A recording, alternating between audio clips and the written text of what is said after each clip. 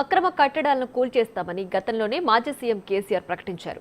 ఇప్పుడు సీఎం రేవంత్ రెడ్డి ఆ మాటలను ఆచరణలోకి తెచ్చారు. దీంతో బీఆర్ఎస్ నేతలు మాట మారుస్తూ పేదల ఇళ్లు కూలుస్తున్నారంటూ ప్రచారం మొదలుపెట్టారు. దీనికి కౌంటర్ ఇచ్చారు ఎమ్మెల్యే దానం నాగేందర్. అక్రమ కట్టడాలకు బీఆర్ఎస్ హయాంలోనే విచ్చలవిడిగా పర్మిషన్ ఇచ్చారని గుర్తు చేశారు. 8,000 అక్రమ కట్టాలున్నాయని చెప్పారు.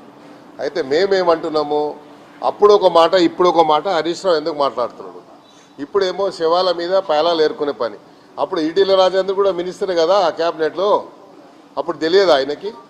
ఇప్పుడు ప్రభుత్వాన్ని బదనాం చేయాలి, ప్రజల్ని భయప్రాంతులు చేయాలి, ప్రజల్ని మరి పానిక్ చేయాలి. ప్రజల ద్వారా ముఖ్యమంత్రి గారి వాళ్ళ సొంత కార్యకర్తల్ని తీసుకొచ్చి ముఖ్యమంత్రి గారి మీద మరి శాపనార్థాలు పెట్టుడు, మరి ఆ ముఖ్యమంత్రి గారి మీద అనరాని ఉచ్చరించడానికి మాటలు మాట్లాడు, ముఖ్యమంత్రి గారి మీద మరి వారి కుటుంబం మీద తిట్టడము, ఇవన్నీ మాకు బాధ కలుగుతూ ఉంది.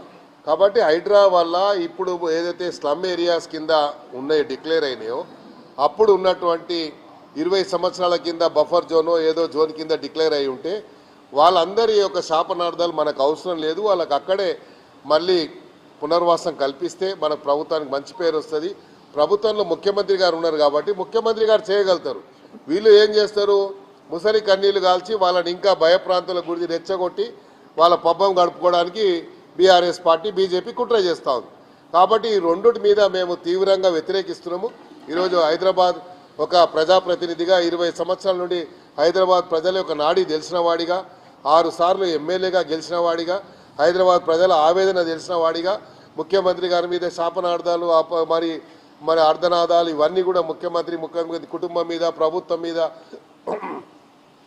వాళ్ళు వాడుతున్నటువంటి పదజాలానికి మేము తీవ్రంగా ఖండిస్తూ ప్రజల పక్షాన తప్పకుండా ప్రజల పక్షాన నిలబడతాము. వీళ్ళ ఆవేదన ముఖ్యమంత్రి గారి దృష్టికి నిన్ననే తీసుకెళ్ళడం జరిగింది.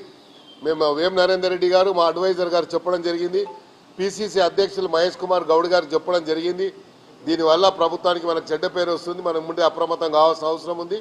అవసరమైతే ప్రజాభవన్లో ఈ కూలిపోయిన వారికి మేము అక్కడే మళ్ళా ఇస్తామని చెప్పి ఒక అష్యూరెన్స్ మనం ఇవ్వాల్సిన అవసరం ఉంది.